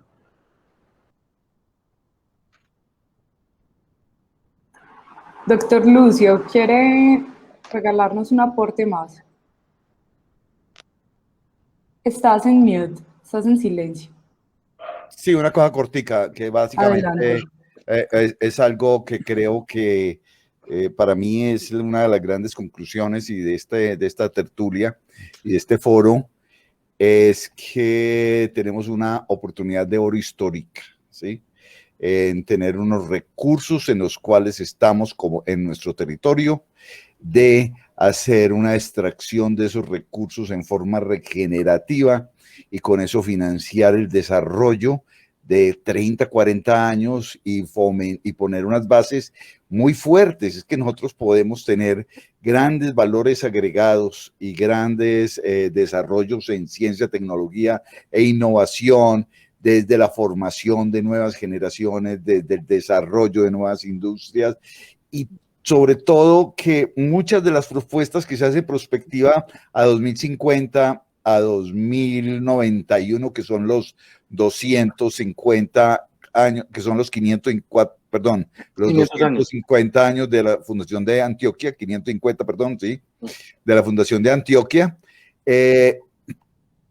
para todo lo que se propone, han propuesto y proponemos, siempre nos dicen, Lucio, pues eso vale un jurgononón de plata, eso vale un billetón, eso es demasiado dinero lo que se está pretendiendo. Hacer lo que planteó dentro de el ejercicio de Antioquia 2050 en la ventana del futuro, que en el libro, sí, que doctor Juan Pablo, por favor, le haga llegar el libro de Antioquia 2050 al doctor Diego Fernando. Importante. ¿Sí? Allí cuando decíamos hay que tener una transformación cultural y en términos de hoy hay que hacer una cultura regenerativa en muchos aspectos, como lo planteabas muy bien, pero para todos nos dicen eso vale un jurgo de plata. Eso vale muchísimo dinero y el tener un proyecto de largo plazo vinculado a que podamos extraer los minerales, todo nuestro potencial minero en Antioquia y que sea en forma regenerativa y todo lo que debe de ser y que a la vez se controle la ilegalidad, yo creo que ese sería el mejor de los proyectos prospectivos que podíamos pensar, porque tendríamos con qué financiarlo, tendríamos con una orientación de larguísimo plazo a generar casi que la famosa República Independiente o Federal, y podríamos hacer muchísimas cosas.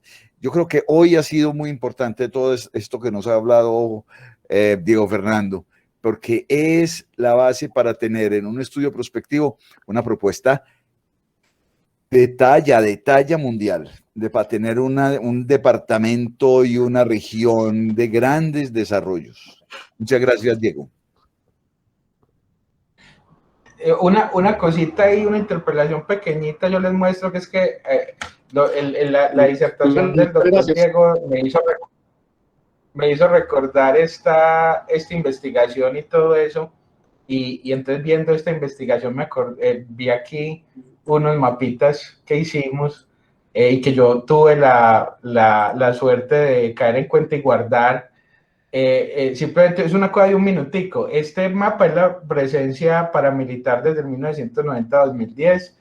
Estos son los desplazamientos forzados de manera acumulada y estos son digamos, las toneladas de temas mineros, ¿cierto? Si usted hace digamos, en un minutico mira cómo se van expandiendo los unos y los otros. Todavía no lo estoy viendo.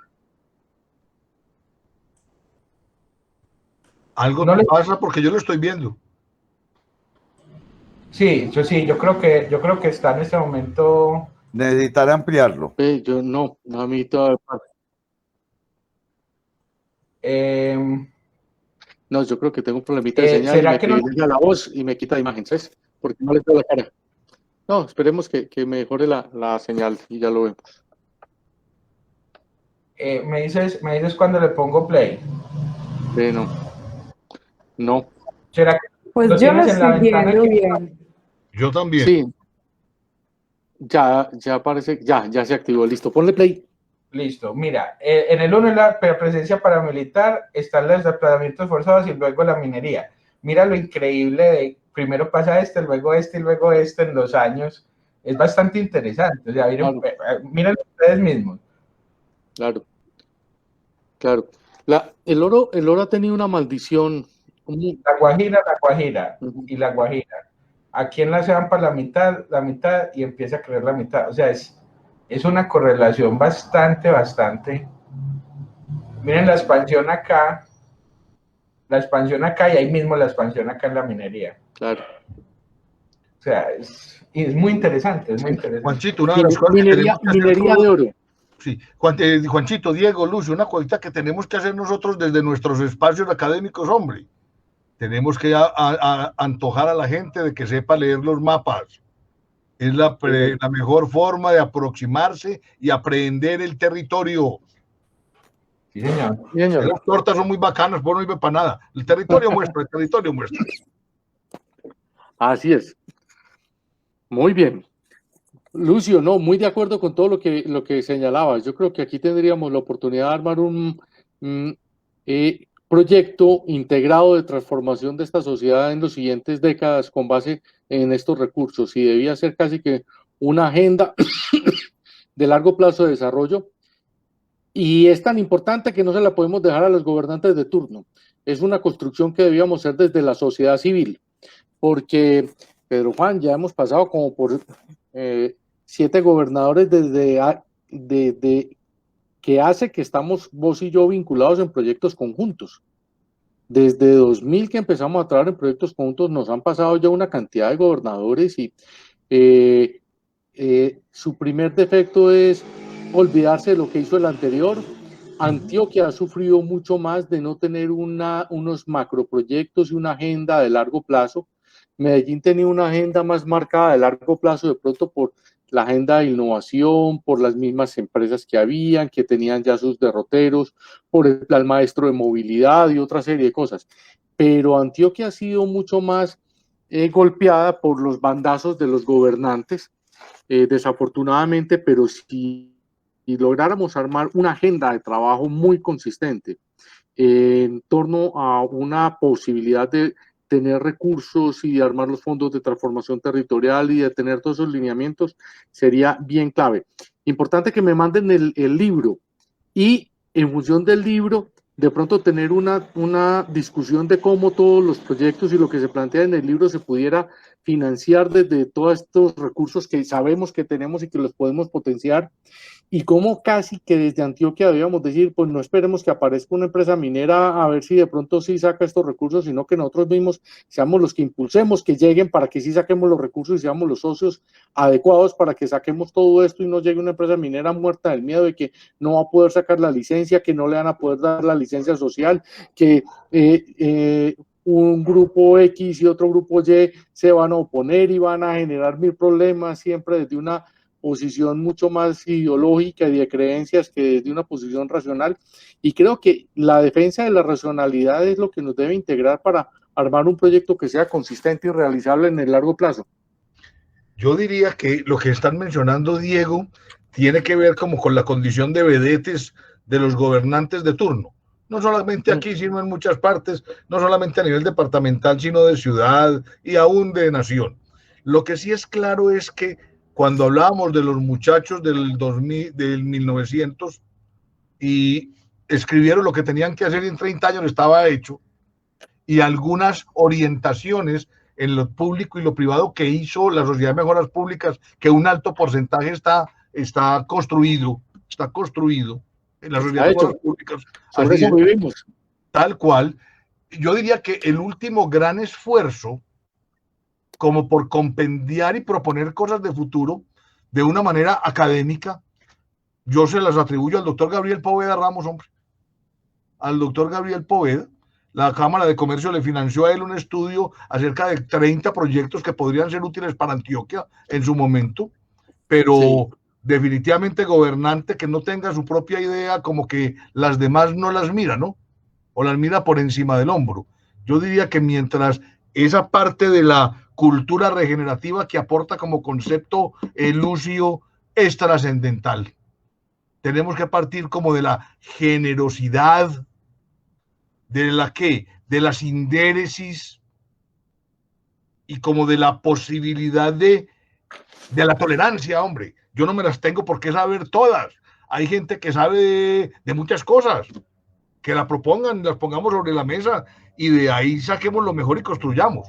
Pero sí tenemos que capitalizar esas cosas, no podemos seguir haciendo, pues no podemos seguir, y todos somos también cómplices, de ver pues cómo cada candidatico cree que con su mal llamado plan de desarrollo, que ya lo aprendieron a hacer y es finalmente un escrito donde cualquier cosa cabe para defenderse de posibles reclamos futuros, cree que a partir de eso pues va a partir la ciudad o el departamento o el país en dos. No seamos bobos, hombre, no seamos bobos, sí, que así nos salimos. Muy de acuerdo, así es. Aquí estoy buscando el libro de Gabriel Poveda Ramos, 1997. Sí, señor. ¿Quién era el director de la Cámara de Comercio en ese momento? El doctor Francisco Piedradita, sí, a quien yo relevé. Así es. Ahí tenía yo para comentar un tema que a finales del siglo XX se trató de presentar el doctor Henao, no es pariente, pero sí tiene el mismo apellido.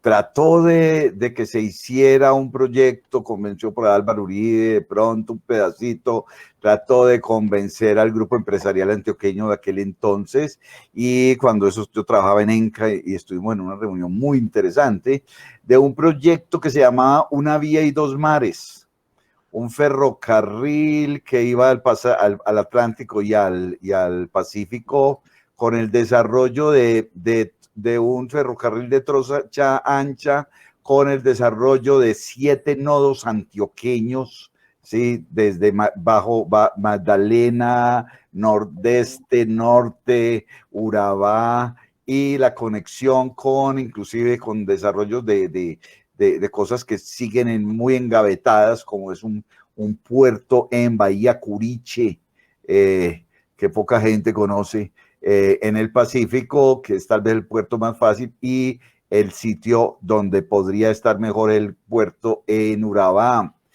Y se hicieron muchos debates. Después, que lo conocen mucho, Carlos Chica, compañero mío de universidad,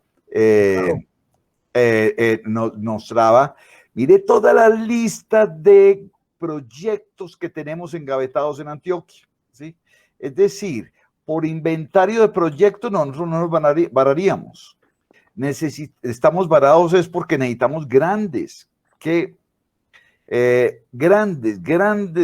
capitales que nos financien proyectos y que nos financien una generación más formada en empresarismo regenerativo y con empresas de valor agregado. Ese que es un sueño, pues, desde que yo conozco a Diego Fernando, de que seamos una empresa de alto valor agregado, de exportación de alto valor agregado, y que nosotros podamos tener una generación formada en eso, más una generación con empresas en eso, y financiando grandes proyectos en Antioquia. Pues tendríamos una Antioquia fuera sobrada, ¿sí? Sin duda. Sí, falta de proyectos, de ideas, de proyectos, de posibilidades y aún de socios hay. Necesitamos es organizar el 1, 2, 3 y comprometernos. Y de pronto también vencer, Diego, compañero, la cultura del cortoplacismo, por Dios. Es que no invirtiendo hoy podemos esperar réditos mañana, pero pasado mañana. No, esto hay que sembrar, hay que cultivar, hay que preparar la tierra, hay que cuidar, hay que sembrar, hay que cosechar, hay que pulir la cosa. Y en eso, culturalmente, en esta cultura regenerativa, Lucio, eso también hay que transformarlo otra vez. Y lo dice un impaciente de nacimiento, yo, pero es que eso no es de impaciencia. Ojalá fuera por arte de Birli Birloque. Cuando estábamos mirando proyectos estratégicos, yo me acuerdo que tuve una reunión con, ¿cómo es que se llama? El edificio ese que queda ahí por la calle de la Buena Mesa, el primer edificio que hicieron hace poco, que es la sociedad... La CCI, Cámara Colombiana de Infraestructura. Con el director de la Cámara Colombiana de Infraestructura, y él me decía, vea, yo le muestro proyectos, y un libro que hicieron en una administración, oiga, la berraquera de proyectos que había en ese libro estaban ahí en la biblioteca de él, y yo le decía que realmente qué está pasando, qué pasa, etcétera, cuáles son los principales problemas, y hablaba un poco de lo que decía el doctor Diego. Llega un punto en donde el Estado, por diferentes cuestiones que no son solo de financiación, también son de las reglas de juego, es decir, de las normas, de las instituciones, de que todos los cambios en el territorio pues deben tener una regulación a partir del Estado, ¿cierto? Y me decía, es que el problema es precisamente lo que ustedes están hablando. Llegan unos gobernantes que por intereses políticos lo primero que hacen es tratar de hacer proyectos que no tengan nada que ver con el anterior, porque quieren pasar a la historia ellos mismos. Entonces, claro, llega un gobernante y hacen un libro para hablar de Antioquia 2050 y el otro tiene que cambiar todo para hablar de 2040, ¿cierto? Llegan y empiezan el ferrocarril de Antioquia. Cuando, por ejemplo, estábamos hablando del ferrocarril de Antioquia, yo me puse a estudiar cuáles eran los antecedentes del ferrocarril de Antioquia y le digo yo al gobernador, encontré en la primera fase de los estudios de viabilidad, habían 4 estudios de viabilidad ya hechos para el ferrocarril de Antioquia. Y entonces, no, lo que pasa es que lo importante no era hacer, digamos, la fase 2 y la fase 3 y continuar, sino que lo importante era hacer el nuevo totalmente desde cero. Y yo decía, pero por Dios, o sea, ¿cuánto valieron estos estudios? ¿Cierto? Que es un poco lo que pasa con los metros de algunas ciudades, etcétera. Es decir, o sea, hay que buscarle una yo creo que hay que buscarle una solución a dos cosas. Primero, a cómo se hace para que esos grandes recursos que los tienen personas santas y no santas, pues vayan hacia estos proyectos. Pero también, segundo, cómo se crea una institucionalidad, puede ser público, privada, social, pero que tenga más fuerza en lo privado y lo social, ¿cierto? Que permita la continuidad de ciertos proyectos en el largo plazo. Es decir, que tenga unos fondos de inversión, que tenga unos arreglos institucionales y normativos que permitan la continuidad, ¿cierto? Porque, digamos, desafortunadamente, cuando uno va a ver qué pasó en Taiwán, en Japón, en Singapur, en Corea, en China, uno habla con los académicos que estudian los temas de allá y entonces, y también de Londres, etcétera, y lo que dicen es, hombre, fíjate cómo es la institucionalidad, es decir, en muchas ocasiones es un presidente que queda 30 años, ¿cierto? Es cierto, y es un partido que queda 100 años. Entonces, o sea, es decir, hay una continuidad política.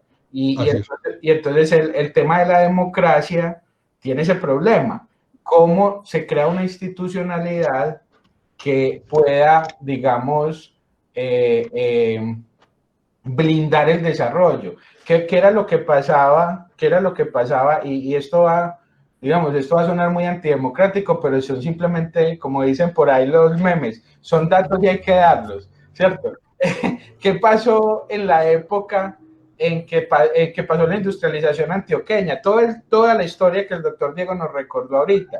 ¿Cómo se elegían el Consejo de Medellín y los alcaldes?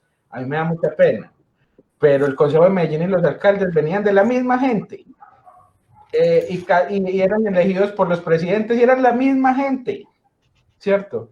Entonces uno dice, claro, esos megaproyectos, y resulta que la misma gente interesada era la misma gente que gobernaba. Entonces a mí me da mucha pena, pero esos son datos y hay que darlos. Es decir, cómo hoy hacemos una institucionalidad que pueda permanecer en el tiempo. Y yo creo que ese constructo, los dos constructos para reorientar los recursos y para que haya esa institucionalidad de largo plazo, eso vale mucho la pena hacer esa discusión. Juanchito, Diego y Lucio, permítanme que voy a hacer una moción de claridad, porque no lo voy a hacer por mí, obviamente, sino por mis compañeros de trabajo en planeación departamental. A Diego Fernando, esto sí lo debe tener en la memoria. Nosotros generamos 3 grandes iniciativas.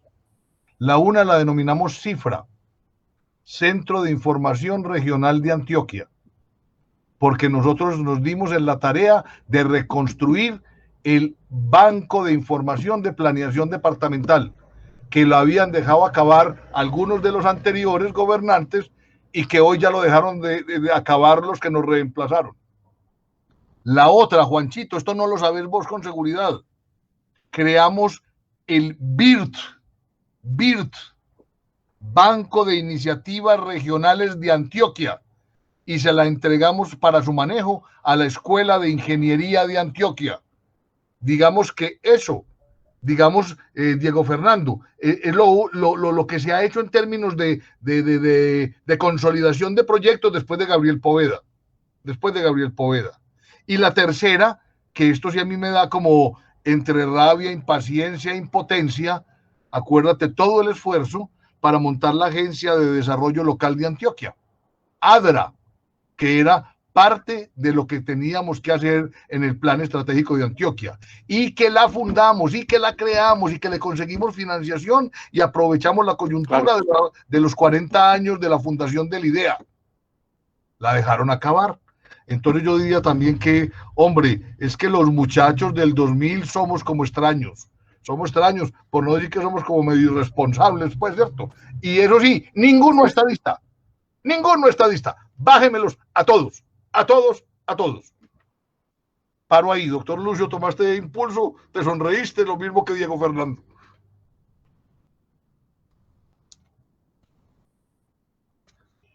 Juanchito, te voy a compartir lo del BIRT, Banco de Iniciativas Regionales de Antioquia. es una cuquera, hombre. El libro yo ya lo compartí por aquí, por el chat. Les dije a los compañeros del IPSER que lo compartieran también por el Facebook, pero también si el doctor Diego me envía la dirección donde se lo pueda hacer llegar, con mucho gusto se lo hago llegar. ¿El doctor Diego está quieto o está congelado? Está en un proceso de hibernación. Yo creo que el doctor Diego iba a hacer Sí. iba a hablar, pero está congelado. Lucio, ¿vos tenés algo que decir que tomaste como impulso? Sí, me es está que fallando cuando decís entre rabia, No. cuando decís que Dale, entre Lucio. rabia y tristeza, que por ahí hay, Impotencia. sí, que por ahí sacaron otra palabra, pero no se puede decir en online. ¿Sabes qué? Eso es un pecado. Eso es un pecado de que se haya hecho un esfuerzo desde el año 90 hasta el año 2012, gigante, por tener instrumentos de planificación. Y en el año 2018 todavía está la Asamblea de Antioquia diciendo se debe crear un instrumento técnico político para la planificación de largo plazo en Colombia, en Antioquia. Eso es vergonzoso, que estemos siendo adanistas cada 4 años, sabiendo que hay cosas ya muy hechas. Es impresionante todo lo que se ha hecho en Antioquia alrededor de la planificación para el desarrollo. Y cuando los ciclos se vuelven, que esto con Diego Fernando lo trabajamos mucho, los ciclos dejan de volverse viciosos por volverse virtuosos. La eficiencia, la efectividad y muchas cosas nos ayudan muchísimo. Así es. Diego, ¿te acordás del BIRT? Doctor Diego está en mute. Usted iba a comentar algo.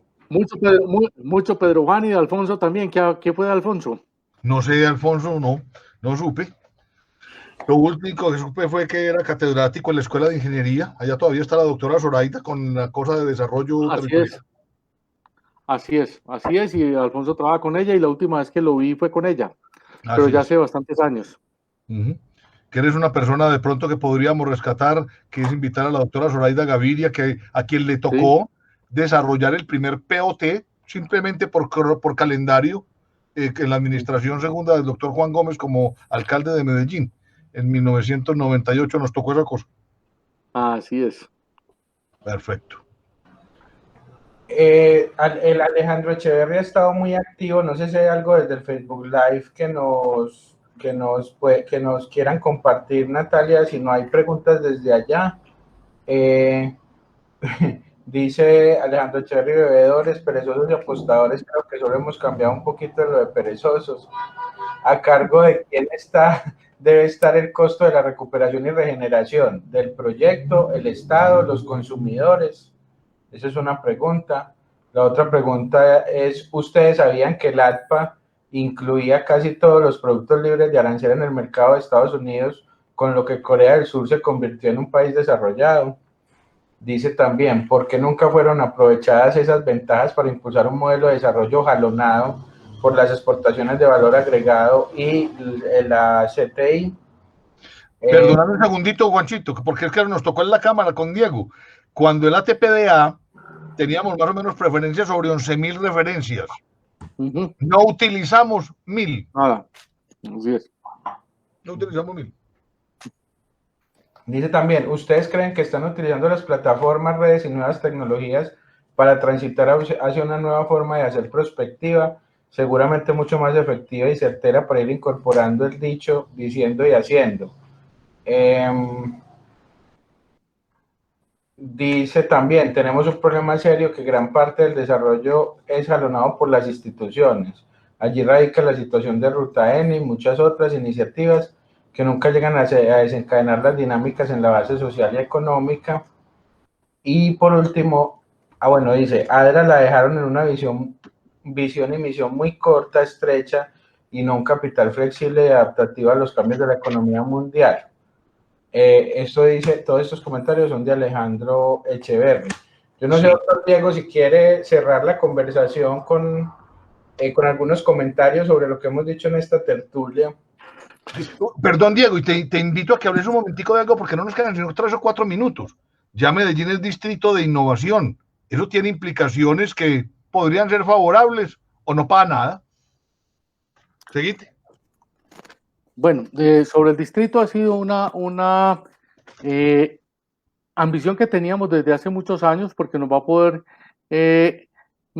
dejar manejar unos presupuestos autónomos y manejar como una capacidad de definir políticas que puede ser útil si lo usamos bien, pero no creo que sea tampoco la herramienta maestra. Creo que un punto muy crucial en todo lo que es transversal a las cosas que hemos hablado, lo que ha hablado Juan, sobre el cambio de patrón de especialización, lo que Alejandro mencionaba, por qué no aprovechamos los renglones del ADFA y que luego también Pedro Juan lo decía, y que no hemos aprovechado tampoco el Tratado de Libre Comercio.